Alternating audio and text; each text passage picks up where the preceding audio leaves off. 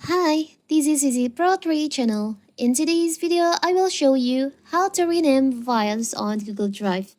Before we get started, don't forget to subscribe and turn on the notification to keep you updated about this channel. So let's go. The Google Drive processor allows you to create and format document or image and collaborate with others. You can still create, view, and edit files using Google Drive.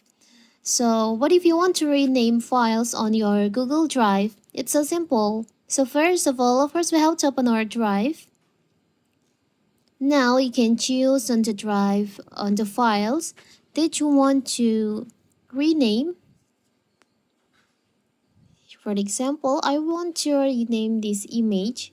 You can just tap on the three dots on the image or on the file, and you'll find there is an option rename. You can just tap on that.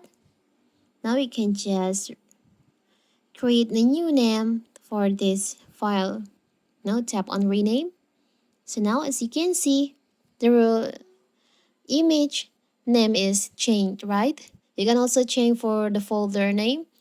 For example, we change this folder name. Tap on the three dots on the folder. There is an option rename. And you can just rename this folder. Now you can tap on rename. So simple, right? So that is how to rename files on Google Drive.